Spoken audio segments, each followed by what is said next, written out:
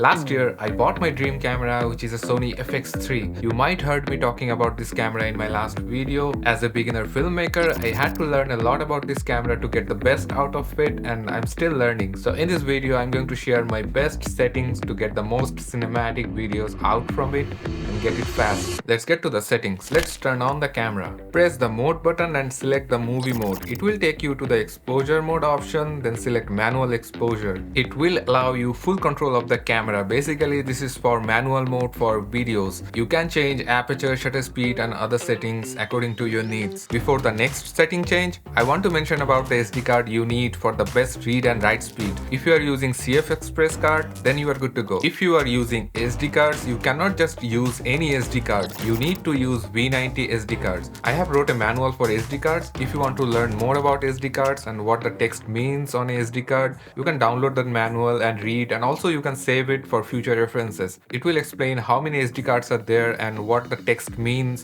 on that SD card. Now press the menu button, go to the shooting mode. Here comes the fun part. Open the image quality, go for the file format. You can see 4 4K options and 2 HD options. Ignore the HD options and DCI 4K, which is true cinema 4K. You will get some extra pixel on the height section in this mode. Generally, I don't use it that much, but sometimes I use it depending on the situation. Now the remaining 3 options, XAVC S, HS and SI 4K option. S is the normal 4K which most cameras have, and SI is the best quality 4K with no compression, so the file size will be huge, and HS is in between the high and low. So I mostly shoot at XAVC HS 4K, which is in between of S and SI 4K, but in this mode the codec is H.265, which is a heavy codec to decode sometimes if you have a lower end PC. I use M2 Max MacBook Pro, which is pretty much the best PC nowadays, and it can handle H.265 pretty easily, so I select XAVC HS. If you have a lower end PC, select XAVC S 4K. Now press back, go to next option, movie settings. Select the frame rate and select 23.98p, which is almost 24 FPS. I have never shoot other than 24 FPS unless I have to slow it down. It will give you the most natural look. Now go back and select the record settings menu and select the 100M 422 10-bit option.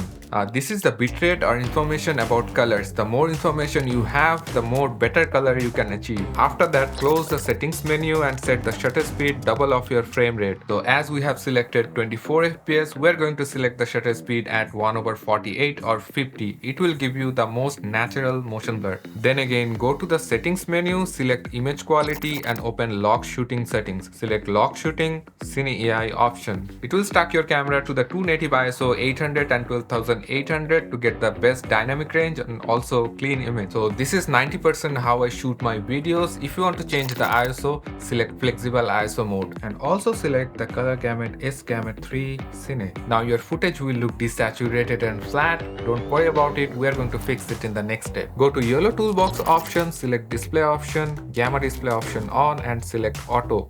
Go to exposure option and select color tone option and press select LUT and select S709. So it will change your display from lock to Rec 709 so that you can expose your shot pretty easily and quickly. It will look normal on your display. But I want to mention that it will only for your display assistance. Your actual footage will still look desaturated and flat to preserve the highest dynamic range. It will not affect your footage at all. It is very easy to convert your log footage into Rec 709 in your editing software nowadays. Just drop a color space transform and select Rec 709. It will convert your footage properly. You might be thinking why we are shooting in log if we are going to convert it into Rec 709 at the end. The Rec 709 doesn't retain much information, so if you want to change anything, it will break pretty easily. Whereas log image will preserve all the information there so that you can change it as you wish. It will not break so easily. Now select your ISO 800, select the aperture as low as your lens goes and the white balance option. I'm gonna teach you a handy technique for white balancing. Open the white balance menu, select the custom white balance and take a picture of your lens cap. There is a reason why Sony made those lens caps 18% gray so that you don't have to carry a gray card all the time.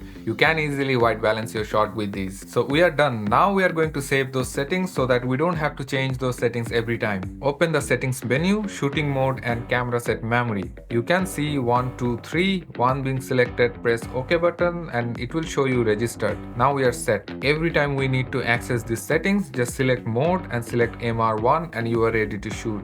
As you are staying in this video for so long, I'm going to share some bonus tips with you. Customize your buttons properly so that you can access your most used functions quickly. For example, I use this button 6 for log assist.